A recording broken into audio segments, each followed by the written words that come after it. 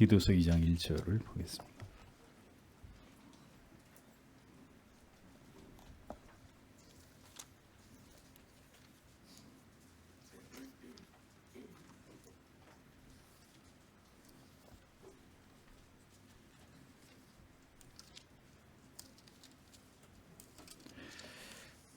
같이 읽겠습니다. 오직 너는 바른 교훈에 합한 것을 말하며. 벨직 신앙고백서 본 내용은 다음 주부터 해설하도록 하고, 오늘은 이 벨직 신앙고백서가 만들어지게 된 배경과 경위에 대해서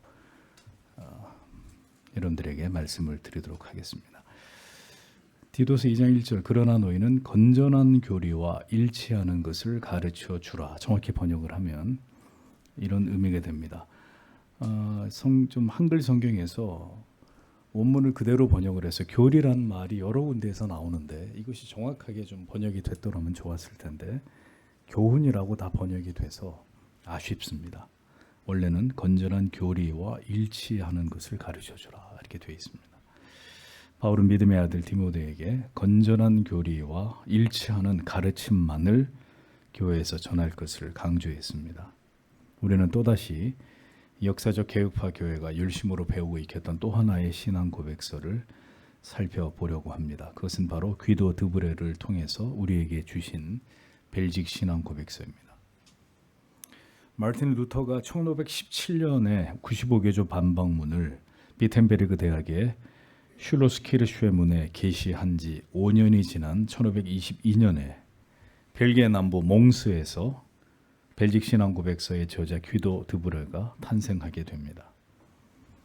유리로 만든 제품을 판매하던 귀도의 형 크리스토퍼가 유럽을 여행하고 다니면서 손에 넣게 된 성경 그리고 종교개혁 작품들이 동생인 귀도에게 전달이 되면서 귀도 드브레는 이미 10대 시절부터 개혁 신학에 심취하게 되었고 25세가 되기 전에 회심을 했다고 전하고 있습니다. 이후 그는 종교개혁자들의 가르침을 성실하게 추종하게 됩니다. 당시 네덜란드는 스페인 왕 펠리페 2세의 독재 치하에 있었는데, 펠리페는 철저한 로마 가톨릭 신자로 네덜란드에서 일어나고 있었던 종교개혁의 맹렬한 불꽃을 꺼뜨리기 위해서 개혁된 교회를 잔인하게 박해를 하고 있었습니다. 펠리페는 스페인의 왕이었지만 나폴리의 왕으로도 4년 동안 통치를 했었고, 영국의 그 유명한 블러드 메리와 결혼을 해서 이후 영국과 아일랜드에서 4년간 왕으로 군림을 했고 17년 동안은 포르투갈의 왕으로 또 포르투갈을 다스렸고 1555년부터 네덜란드의 왕으로 통치를 했던 그런 인물이었습니다. 그는 황제권이 하나님께로부터 주어지는 것이라고 여기고 이런 광신에 빠져가지고 사람들을 로마 가톨릭 안에 강제로 종속시키기 위해서 혈안이 되어 있었던 자였습니다. 로마 가톨릭에 반대하는 자들을 모두 이단으로 정죄해서 색출하기 시작했고 종교회의를 열고 종교재판소를 설치해서 네덜란드 안에 있는 개혁파 교회의 성도들을 잔인하게 핍박하기 시작했습니다. 이 펠리페 2세는 1550년 칙령을 내려서 모든 종교개혁자들을 이단자로 규정을 하게 되고 그들의 글을 출판하거나 사고 파는 일을 금했고 이것을 어기는 자들은 모두 처벌할 것을 공포함으로 프로테스탄트들을 철저하게 박해하기 시작했습니다. 수많은 프로테스탄트들이 화형을 당하기도 하고 물에 빠뜨려져서 익사를 당하기도 하고 공중에 매달린 채로 죽임을 당하기도 하고 산채로 땅에 파묻혀서 순교를 하기도 했습니다. 이런 잔인한 박해에도 불구하고 네덜란드에서의 프로테스탄트의 수는 나날이 증가하고 있었습니다. 이러한 시대적 상황 속에서 1540년 개종을 하고 종교개혁 신앙을 수용한 귀도 드브레는 이단자의 혐의를 받고 생명의 위협을 당하게 되는 이런 처지에 있다가 결국 벨기에를 탈출하게 됩니다. 1548년 2명의 개혁된 교회의 사역자들과 그들의 아내들과 제네바에서 영국으로 향하던 중에 몽스에서 며칠을 보내게 되는데 이때 귀도 드브레를 제외한 그 나머지 일행들이 전부 다 검거를 당합니다. 그리고 그들은 참혹한 모습으로 공개 처형을 당했고, 이 사건을 목도한 귀도 드브레는 결국 자신은 이제 참된 신앙의 가치를 지키기 위해서 자기의 생명까지도 하나님 앞에 바치기로 결심을 하게 됩니다. 영국으로 도망친 귀도 드브레는 비교적 종교의 자유가 있었던 그곳에서 1552년까지 지내게 되는데, 영국에 있는 동안에 잠시 동안이었지만 그는 복음 전도자로서의 훈련을 받게 됩니다. 1552년에 다시 네덜란드로 돌아온 귀도 드브레는 개혁 신앙을 전파하기 시작했는데, 그는 고향에서 멀리 떨어지지 않는 릴러라는 지역에 정착을 하게 됩니다. 이곳은 피에르 브롤리라는 개혁파 목사가 목회를 하다가 로마 캐톨릭에 잡혀서 화형을 당한 곳으로, 이곳에서 그가 이어서 목회를 한다는 것은 굉장히 위험한 일이 될 수도 있는 일이었습니다. 그럼에도 불구하고 귀도 드브레는 그곳에서 4년간 목회를 하면서 비밀 집회를 이어가게 됩니다. 그는 이 기간 동안에 그의 처녀작 기독교 신앙의 깃대라는 책을 저술했고, 이 책을 통해서 개혁 신앙을 변호하면서 로마 카톨릭의 오류들을 고발하기 시작했습니다. 당시 네덜란드의 왕이었던 펠리페 2세는 이렇게 네덜란드에서 일어나고 있었던 종교개혁의 바람을 잠재우기 위해서 로마의 교황에게 더 많은 이 사제 감독들을 보내줄 것을 요청했고, 14명 이상의 감독들이 네덜란드에만 파견이 되었습니다. 한편 다른 나라들까지 통치하기로 바빴던 이 펠리페는 그의 의붓 여동생 마르가리타 판 파르마를 섭정왕으로 세워서 그를 대신해서 네덜란드 내에 이 프로테스탄트를 몰락시키기 위해서 수천 명의 네덜란드 내에 프로테스탄트들을 검거하고 고문했고, 그들을 처형시키는 일들을 이어가게 됩니다. 그래서 우리가 이 종교개혁을 얘기할 때 네덜란드라는 나라를 절대로 무시할 수 없는 이유가 바로 이러한 이유 때문입니다. 그럼에도 불구하고 지금의 네덜란드는 동성애자들의 천국이 되어 있죠. 안타까운 일입니다. 그러나 그들의 조상들은 이렇게 종교개혁의 정신을 유럽의 어떤 나라보다 일찍 수용해서 활짝 꽃을 피웠던 자랑스러운 교회 역사를 가지고 있는 나라입니다. 귀도 드브레에게도 박해의 칼날이 마침내 임박해오자 그는 이제 성도들을 이끌고 독일의 프랑크푸르트로 피신을 하게 됩니다. 그는 그곳에서 하나님의 종 장 칼뱅을 만나게 되었고, 그를 따라 2년 동안 스위스 로잔에 있는 이 개혁 신앙을 전수하는 아카데미에서 신학을 공부하다가 이후에 배자가 제네바로 다시 자리를 옮길 때 그를 따라서 제네바 아카데미로, 그 유명한 제네바 아카데미로 가서 이곳에서 이제 칼빈과 배자를 통해서 개혁 신학의 정수를 전수받게 됩니다. 1559년에 그는 다시 네덜란드로 되돌아와서 도르닉이라는 곳에 비밀리에 프로테스탄트 교회를 개척하게 되는데, 그 교회 이름은 종려나무 교회였습니다. 그는 그곳에서 카타리나 라몽이라는 여인과 결혼을 하게 됩니다. 이곳에서 최선을 다해서 개혁파 신앙을 따라서 목회에 전념을 했고, 핍박과 박해의 위험 속에서도 성도의 가정들을 돌아다니면서 그들에게 복음을 전하고 성경을 가르치는 일에 충실했습니다. 그는 1559년에 성도들이 결국 그릇된 신앙의 오류에 빠지지 않도록 하기 위한 이 일념으로 신앙 고백서를 마침내 작성하기 시작하는데, 이 일은 1561년이 되어서야 완성이 됩니다. 이 귀도 드브레의 신앙 고백서는 1559년 파리 종교회의에서 채택된 프랑스 신앙 고백의 그 내용을 근거로 해서 써내려가게 된 그런 신앙 고백서였습니다. 귀도 드브레의 벨직 신앙 고백서는 성경 전체를 명확하게 요약한 내용으로 아주 성경적이고 개혁 신앙을 대변하는 이런 교리서로 그렇게 평가를 받고 있습니다. 이 신앙 고백서가 처음 출판될 때는 그 책 제목이 굉장히 길었어요. 이게 책 제목이에요. 들어보세요. 우리 주 예수 그리스도의 거룩하고 순전한 복음에 따라 살고자 열망하는 네덜란드 전체에 흩어져 있는 신자들이 일반적으로 또 만장일치로 유지한 신앙 고백서. 이게 책 제목이에요. 좌우지간 옛날에는 뭐든지 다 길었어요. 책도, 책 제목도, 뭐 설교도, 기도도, 뭐 여러분들이 그때 안 태어난 걸 다행이라고 생각하셔야 됩니다. 도르닉에서 목회를 이어가던 드브레는 점차 핍박이 거세지면서 자신이 만든 신앙 고백서를 더 많은 사람들에게 알려야 될 필요성을 느끼게 됩니다. 자신들은 절대로 이단이 아니라 왕의 백성이라는 사실을 알리면서 프로테스탄트들은 폭동을 꾀하는 혁명분자들이 아니라는 것을 왕에게 변호하기를 원했습니다.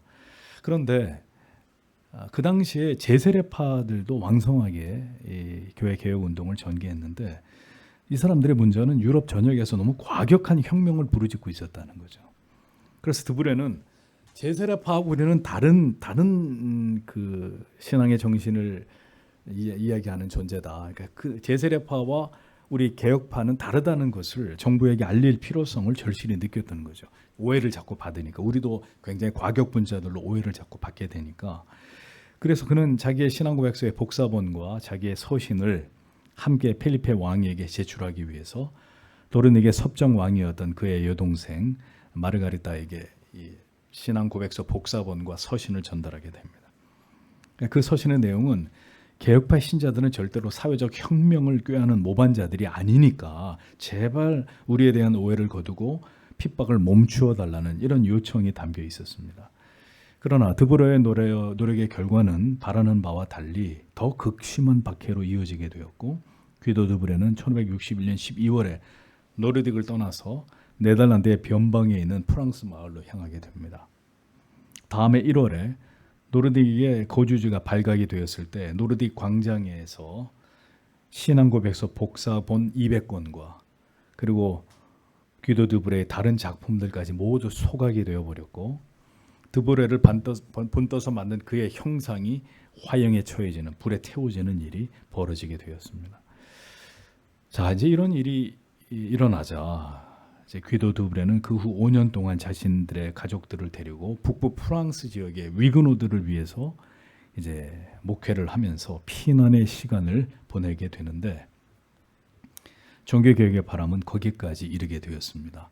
그래서 1566년 5월 귀도 드브레는 안트베르펜에서 개최된 네덜란드 교회의 1차 종교 회의에 참여하게 되었는데 자, 바로 이곳에서 벨직 신앙 고백서가 공식적으로 채택이 되기에 이르게 됩니다. 그로 인해서 드브레는 7월에 안트베르펜에 정착을 해서 8월에는 발렌시안으로 청빙을 받아서 이곳에서 또 목회를 이어가게 됩니다. 자, 그러나 그곳에서 복음을 전하는 동안에 종교개혁의 운동의 양상이 점차 과격해지면서 성상 파괴 운동이 일어나고 카톨릭의 대성당들이 공격을 받자 이런 일이 벌어지자 이제는 로마 카톨릭이 크게 이것에 자극을 받아가지고 더 이제 대대적인 핍박을 하게 되는데 이 사실이 필리페 왕에게까지 보고가 됩니다. 필리페는 즉시 군사들을 발렌시안으로 진격을 시키게 되고 프로테스탄트들은 이에 저항을 했지만 결국 드브레가 있었던 발렌시아는 그해 3월에 왕의 군사들에 의해서 함락을 당하게 됩니다. 귀도 드브레는 다른 사역자들과 함께 도시를 탈출하다가 결국 검거가 됩니다. 사슬에 묶여서 도르닉 성으로 이송이 되었는데 그곳에서 드브레는 아주 잔인한 고문을 당하고 다시 발렌시안으로 호송이 됩니다.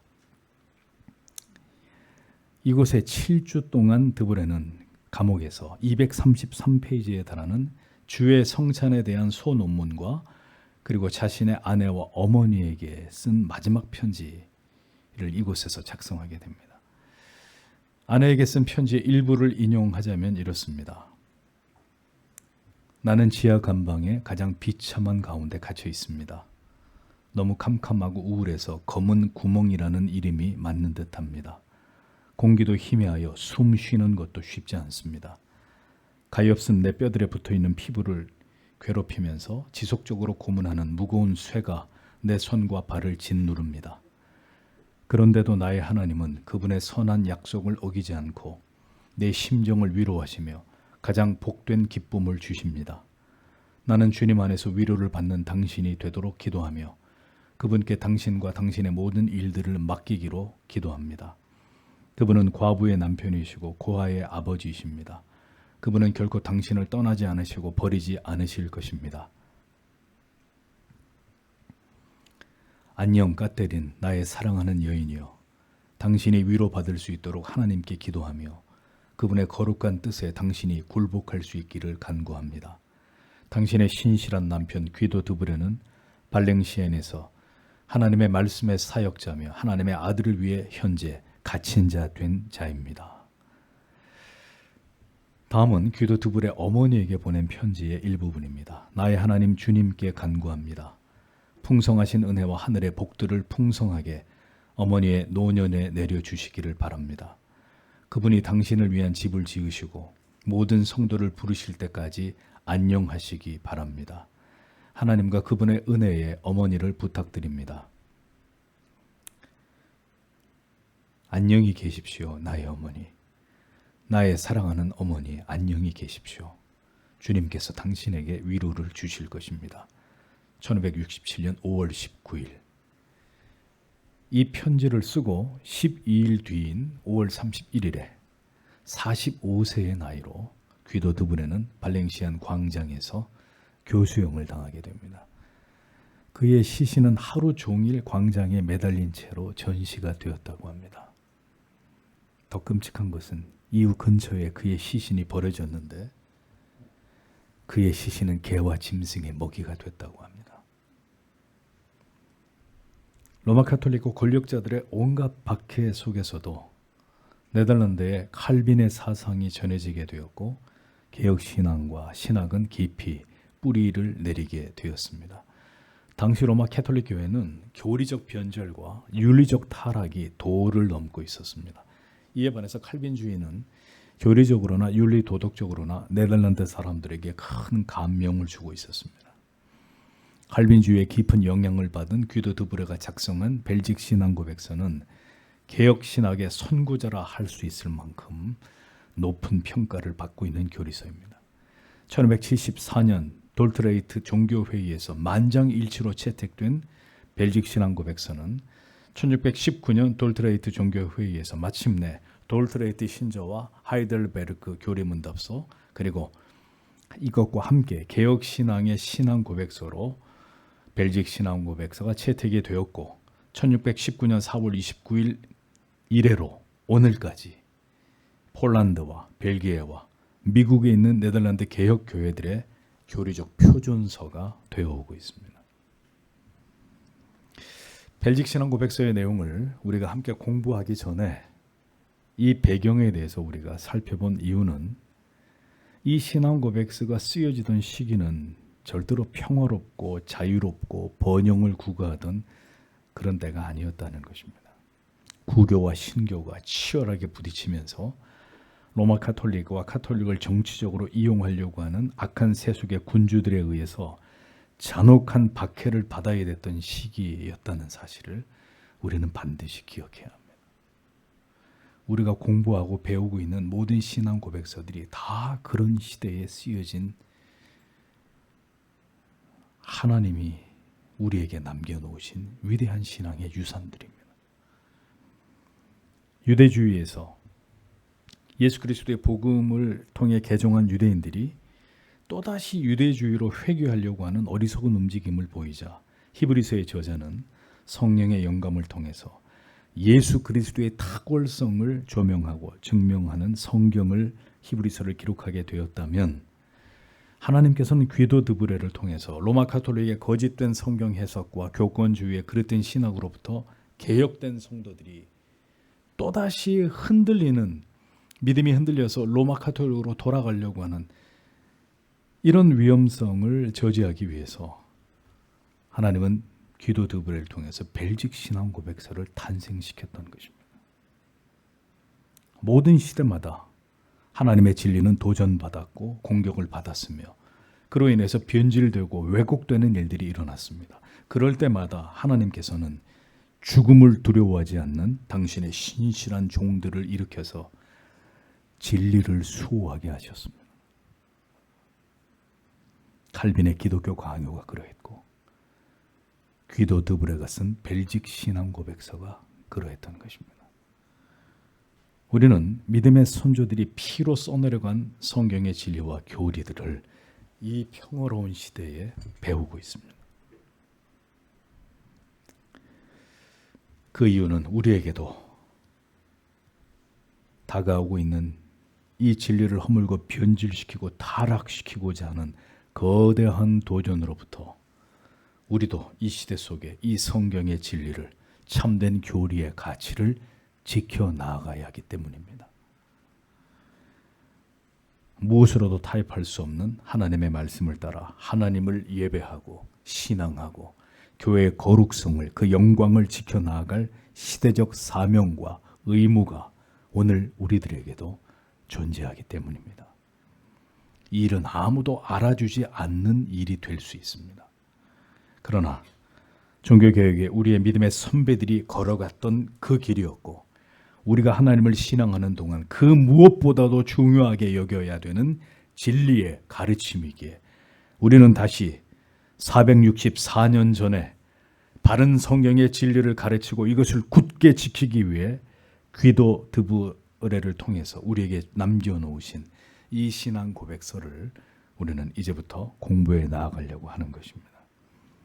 벨직 신앙 고백서를 통해서 다시 한번 우리의 마음속에도 순교자의 피가, 그 정신이 흐르도록 하나님이 우리에게 은혜를 주시고, 오직 성경의 가치만을 따라 살고자 하는 신앙으로 우리의 믿음이 무장되는 은혜가 우리 모두에게 있게 되기를 함께 소망하면서 기대하는 마음으로 그 진리의 말씀 속으로 깊이 들어가 보기를 원합니다.